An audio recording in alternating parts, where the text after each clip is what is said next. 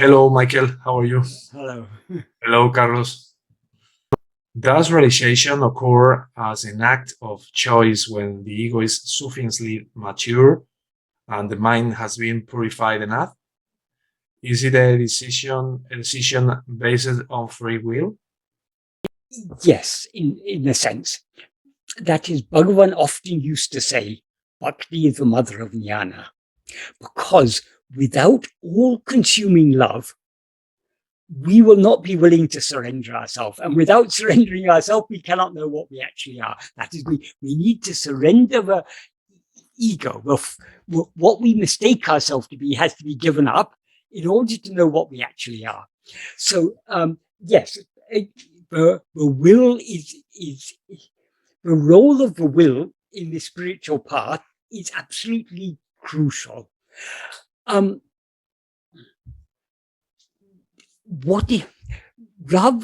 That is one way of saying it, is that we need bhakti. We need love to know what we actually are. We need love to know and to be what we actually are. We need love to surrender, to subside. But love is our real nature. So what we need, the problem is now the love that is our real nature when we rise as ego, it is limited and distorted as likes, dislikes, desires, attachments, aversions, fears, and so on. So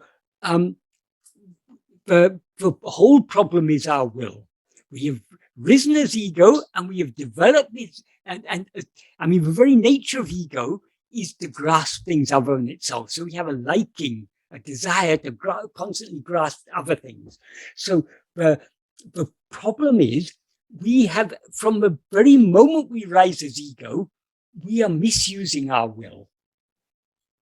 So in a sense, we don't have to cultivate bhakti. We've got to give up the desire for anything else, and what remains, that bhakti, is our real nature. So that is, Bhagavan often used to say, in this path, there is nothing new to be gained. Jnana is not a new knowledge. But we don't have now, and we've got to gain in future, because if it was something that we gain, we would lose it sooner or later. Jnana is our very nature. We are self-jnana. Likewise, bhakti is our very nature. We are self-bhakti. We are self-love. But we have misused that. We are misusing that love, that is our real nature, in the form of liking and disliking and desiring and aversion and all these things. So the whole spiritual path is about rectifying our will. In Sanskrit, they talk about chitta suddhi.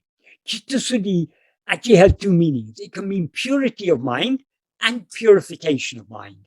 So purification of mind is the aim of all spiritual practices.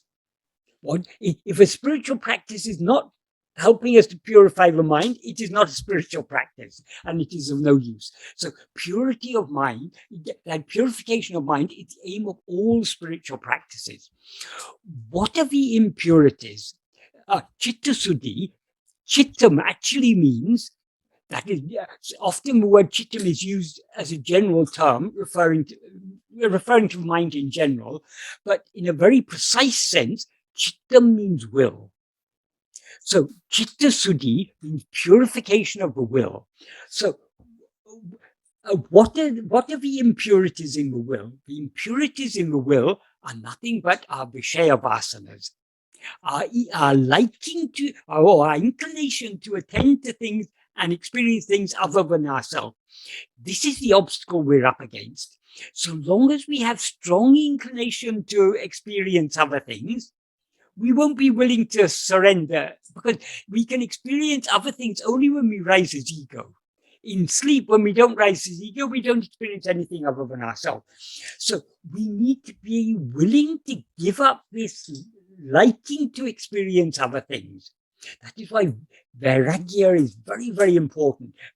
But bhakti and vairagya go hand in hand. To the extent to which we have love to turn within and to be as we actually are, to that extent we will be free of desire for other things. That freedom from desire for other things is what is called vairagya.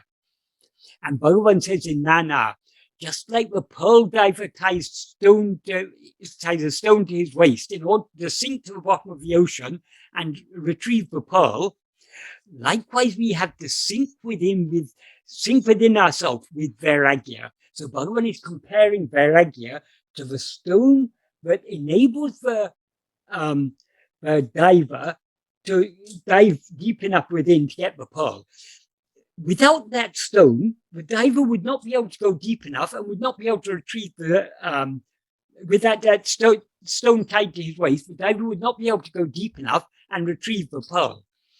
Likewise, without the stone of vairagya, we will not be willing to go deep enough within to know what we actually are. So the whole of the spiritual path is all about the will, about rectifying the will, giving up our inclination to attend to other things and cultivating the sattvasana, the inclination just to know and to be what we actually are. So it's all a matter of will. From the beginning to the end of the spiritual path, it's all a matter of will. How do we know ourselves? Only by attending to ourselves. Why do we attend to ourselves? We will not attend to ourselves if we don't want to attend to ourselves, if we don't have all-consuming love to attend to ourselves. Because the normal condition of ego is to have so much liking to attend to other things. So why should it give up its liking to attend to other things? It would give it up only when it has all-consuming love to attend to ourselves. So following this path that Bhagavan has taught us, this path of self-investigation and self-surrender, we are trying to turn our attention within. The more we turn our attention within, the more we are thereby weakening the Vishaya vasanas and strengthening the Sattvasana.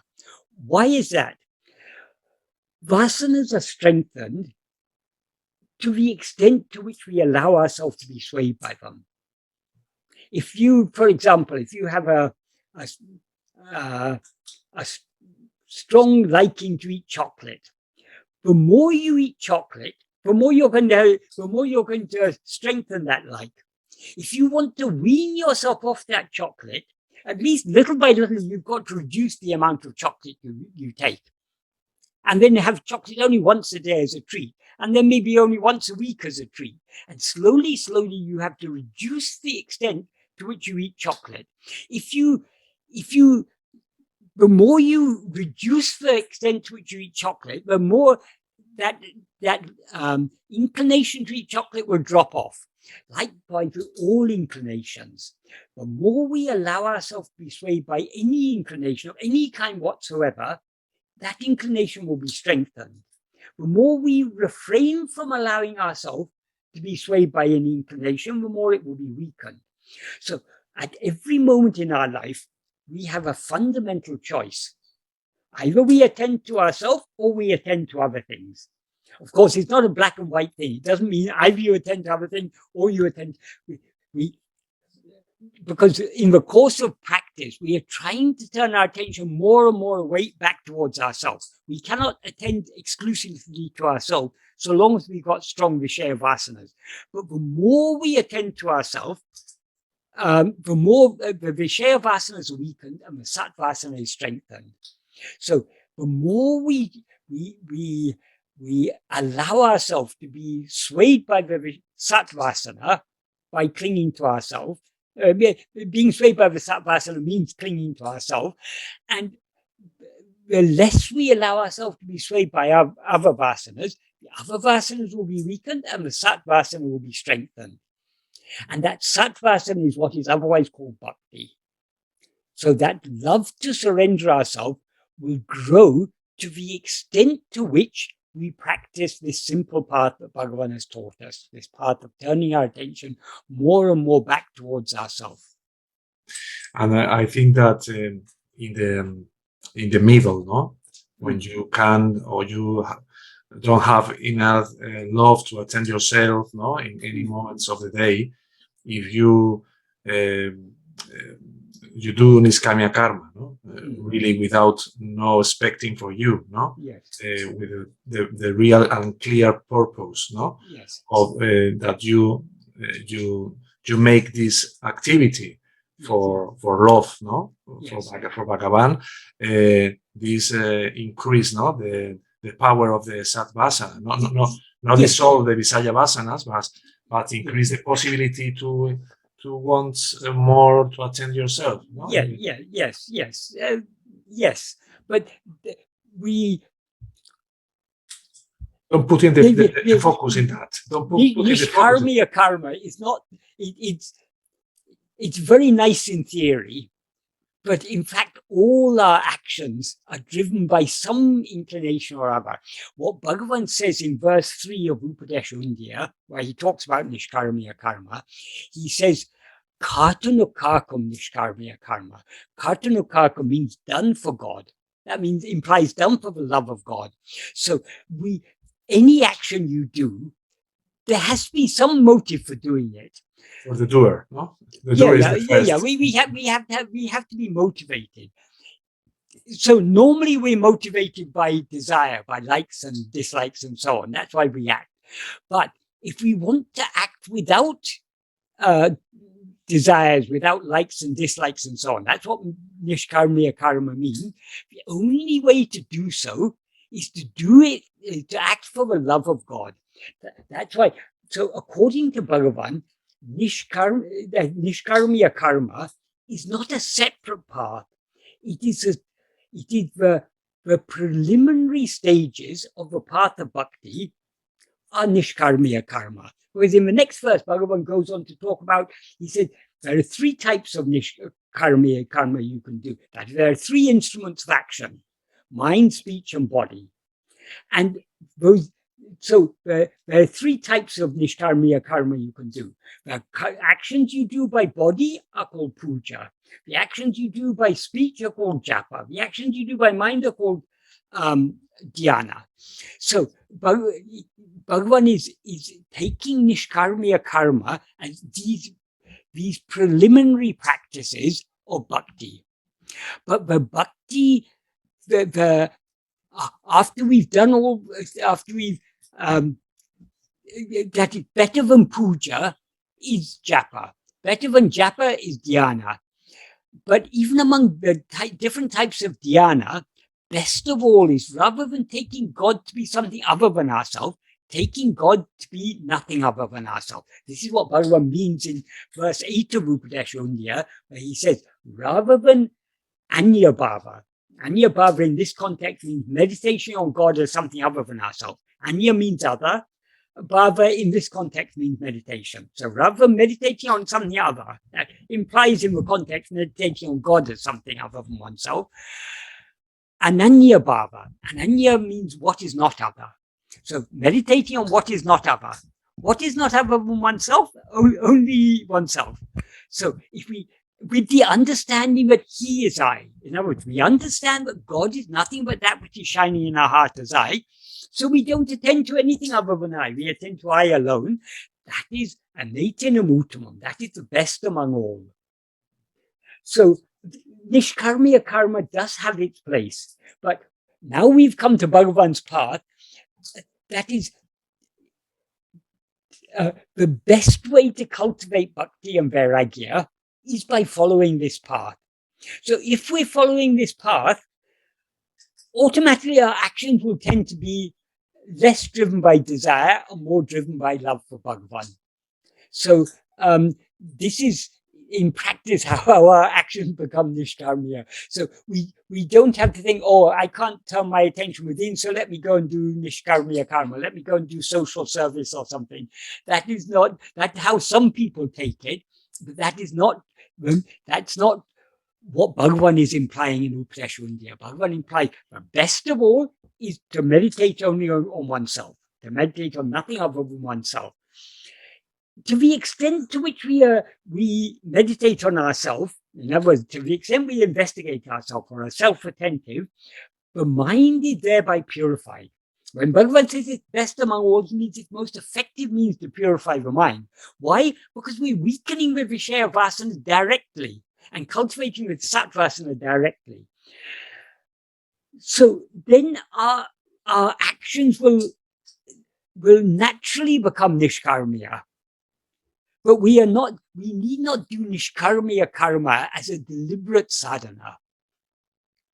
As we come to Bhagavan, we may feel, oh, I don't have sufficient love to attend to myself. If we've come to Bhagavan, we must have at least some liking to follow the path he's showing. Let us make use of that little liking, that liking he has put in our heart. When he's planted that seed of liking in our heart, let us try to cultivate it. I may not have much love to attend to myself, but let me try at least a little. Because this is what Bhagavan, why has Bhagavan appeared? He's appeared only to teach us this path of self-investigation. So at least I should try a little bit to do this. So slowly, we have to cultivate this taste for being self-attentive. Our progress may seem to be very slow, but every moment we attend to ourselves, we're getting one step closer to our goal. And God give 10 steps to you. Yeah, exactly. Each one you do. Yeah, exactly. So even if we think 10 million thoughts in a day, and only 10 of those thoughts are self-attentiveness, we are making progress. So let us. This is where the story of the camel's nose that Sadhu Om used to say, where it's so applicable. That is, I'll just tell the story. That is, there was a poor Arab merchant who used to go to the cities and buy some goods that are needed in the villages or in the remote places in the desert. And he would come to those remote places and he would sell the things. And in that way, he made a small profit and he maintained himself in that way. So there was just him and his camel. He had no other possessions in the world. So in the desert where he and his camel used to travel in order to carry their goods from one place to another, it will be very, very hot in the daytime. But as soon as the sun sets, it becomes very cold. So when the sun sets, he will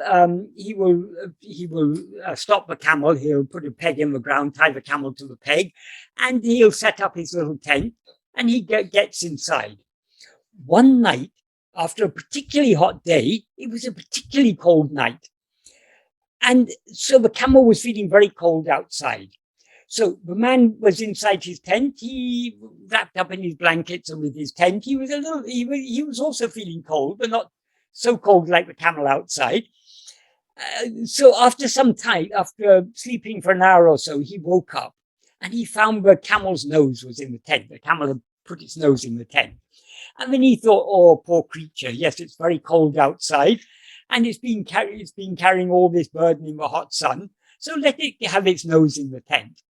Next time he woke up, the whole head was in the tent. Next time he woke up, the whole neck was in the tent. Next time he woke up, not only the head and neck, even the feet were inside the tent. And by the time he woke up in the morning, the camel had occupied the whole tent and he was outside. So Sadhu Om said, like that, the camel's nose is self-attentiveness. At least allow a little bit the nose inside the tent. So allow a little bit of self-attentiveness in our life. And the more we allow that self-attentiveness, the more and more it will encroach into our life. And finally, the self-attentiveness will take over our whole life and we'll be pushed out. We as ego will be pushed out and self-attentiveness, that is pure self-awareness alone will remain. Yes. So our love may be imperfect, but we wouldn't be here talking about this subject. We wouldn't be watching videos or reading books about Bhagavan teaching if we didn't have at least some liking for this subject. So the fact that we've got some liking for it is all the qualification we need. Let's just start. Yes. Allow the camel's nose in the tent, as Sadhguru used to say. Mhm.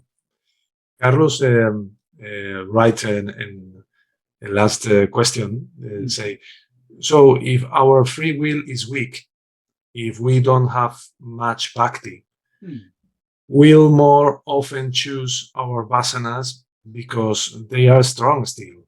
Yes. If our free will is stronger, we won't be swayed by our vasanas as much. Exactly. But the stronger our vasanas, the more we are liable to be swayed by them. The more difficult it will seem to us to be to avoid being swayed by them. But actually, the vasanas have no power over us at all. Why are we swayed by our vasanas? Because we want to be swayed by them. Because the vasanas are not something other than ourselves. It's our own inclination. That inclination means it's a liking in its seed form. Because we like to attend to other things, we attend to other things. If when our liking to attend to other things is very strong, we'll be reluctant to hold on to ourselves. But to the extent to which we hold on to ourselves, to that extent we are weakening that liking to attend to anything else and strengthening the liking to attend to ourselves. So, as I say, the very fact that we've come to this path, the very fact that we're interested in Bhagavan teaching, shows that he's already sown that seed of liking for this path in our heart. So let us, however feeble our love may seem to be, let us try and make use of it. Let us try little by little by little by little by little. And the more we try, the more it's a snowballing process. The snowball starts off as a very little, maybe a small pebble or something, starts rolling down the hill. We never lose. It picks up more and more snow, but the more snow it picks up, the heavier it becomes and faster it goes.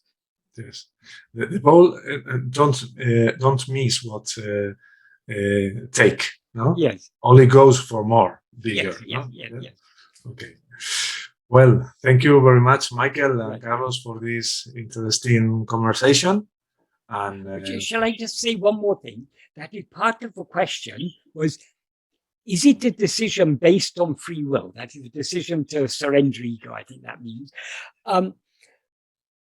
The English term free will, I don't know whether you have the same term in Spanish, but not in all languages do they talk about free will. But this term free will in English is a very confusing term. In Spanish too. Because people generally, when they talk about free will, they mean freedom to do what you want. Mm-hmm. But in this term free will, there are three distinct ideas that are conflated. Firstly, will. Secondly, freedom of will. Thirdly, freedom of action. People argue about whether we have free will or not. So in order to answer this question, whether we have free will or not, we first need to unpack the idea of free will. Firstly, will. I don't think any reasonable person can doubt the fact that we have a will. We have likes, we have dislikes, we have desires, we have attachments, we have fears, and all these. These are all our will. And the seeds that give rise to all these are what are called vasanas. So definitely we have a will. As ego, we have a will. Because our nature is to rise and grasp form, so we've got a very strong liking to rise and grasp form. So we do have a will. I don't think any reasonable person can doubt the fact that we have a will. So is our will free? What do we mean by freedom of will? Freedom means not constrained, not dependent on anything else. If someone could make us want something that we do not want, then we could say, but our will is not free. We are made to want that. But we all want what we want, and we don't want what we don't want. So our will is, by very definition, it's free. Nobody can make you want something that you don't want. So we all have freedom of will. That's in the grossest sense of freedom of will. In a subtler sense of freedom of will, the will in its seed form is the vasanas. We are always free to allow ourselves to be swayed by our vasanas or not to allow ourselves to be swayed by our vasanas. Saying that is applicable to those who are practicing this path and understand what vasanas are. Other people may not understand what vasanas are, but they may not recognize the inclinations that give rise to the likings, that give rise to the desires. So for people who have a grosser understanding of the will, we can say, you are free to be swayed by your likings or not swayed by your likings. You're free to be swayed by your desires or not swayed by your desires. Any reasonable person will agree we are not completely bound by our desires. I may have a very strong desire to overeat, say. But I know overeating is not good for me, so I must restrain that. When I've eaten enough, I should stop eating. So though I've got a strong desire to eat more, I'm free to not to be swayed by that desire. So the core freedom of will that we have is that we are free either to be swayed or not swayed by our desires. That's at a deeper level. At a more superficial level, we are free to desire or not to desire anything. Why do we have desire for eating chocolate or for overeating food or for accumulating a lot of money or for this or for that? We all got so many desires. Why do we have these desires? Because we've cultivated these desires. We think, in the past we've thought that happiness lies in these things.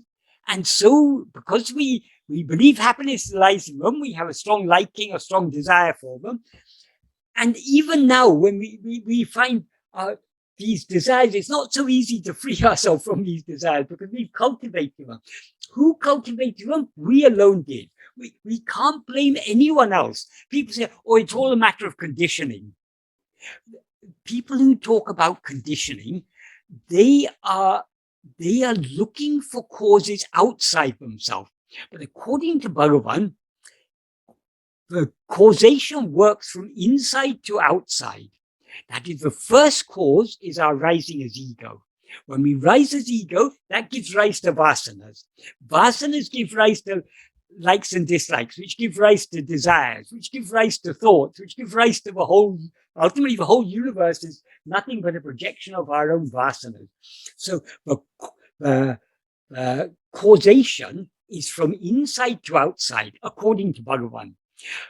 People who take the external world to be real, they think, oh, the world makes the conditioning, the external world is what causes me to be as I am. But it's not. It is the external world is as it is because it's a projection of our vasanas. So we have a will and we have freedom of will. That is, by using our freedom of will, we've cultivated all these likes and dislikes, and we can uncultivate them by using our freedom not to be swayed by them. So there is definitely will. There is definitely freedom of will. Do we have freedom of action? If we look at our life, our actions are generally swayed by our likes and dislikes, our desires and attachments. That is, we act under the sway of our will. So our freedom to act according to our will, it may be a limited freedom, but we definitely have a certain degree of freedom to act according to our will. So if we unpack it in this way, it becomes clearer in what sense we have free will. Yes, we've got will. Definitely we've got will. Definitely we've got freedom of will. And we've also got to a certain extent, we've got freedom of action. And it's by misusing that freedom of will and freedom of action that we do karma and thereby create fruit and thereby have to experience prarabdha and everything. The whole karma theory is based on the fact that we have this freedom. That is, as Bhagavan says in verse 2 of Upadēśa Undiyār, that the fruit of, that is, the implication of what Bhagavan says there is, fruit are not a problem, because the fruit, whatever the moral consequences of your action, when you experience them, they pass away. So fruit, and once we've done an action, the fruit is out of our hands. It's in God's hands. As he said in the previous verse 1, he says, karma giving fruit is according to the ordainment of God. That is, God decides when, where, and how each action is to give fruit, and if it's to give fruit. So the fruit of action we need not be concerned about. What causes us to fall in the ocean of action is the seeds. What he refers to there as seeds is the vasanas. It's because of our, we act under the sway of our vasanas. The actions we do under the sway of our vasanas are called agamya. Those agamya create fruit. That fruit is stored in sanchita, from where a selection is chosen by Bhagavan for us to experience as our destiny or prarabdha in this lifetime. So it's all, the whole karma theory is based upon the fact that we have freedom of will and action. So, having now clarified what is meant by having unpacked this idea of free will, is our knowing what we actually are, is it based on freedom of will? Yes, it is. That is, as Bhagavan says, bhakti, as I said at the beginning, bhakti is the mother of jnana. We must have great love for this. We have love for it because we've got the freedom. We are free to love it. Or we're free to love to go on rising as ego and experiencing all this, the pleasures and pain of this world. It's all in our hands, because who is it who has risen as ego? We are the ego that has risen. Who is it who has a will? Who is it who has likes, dislikes, and so on? It's we. So we are the master of our vasanas. We can either allow ourselves to be swayed by them or not swayed by them.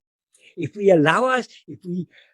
avoid being swayed by our Vishaya vasanas and instead allow ourselves to be swayed by Sat vasana, that Sat vasana will go stronger and stronger and stronger until eventually we'll be willing to surrender ourselves completely. That is when ego is annihilated and jnana is attained. So jnana is based entirely, the attainment of jnana is based entirely on will. Or as Bhagavan said, bhakti is the mother of jnana.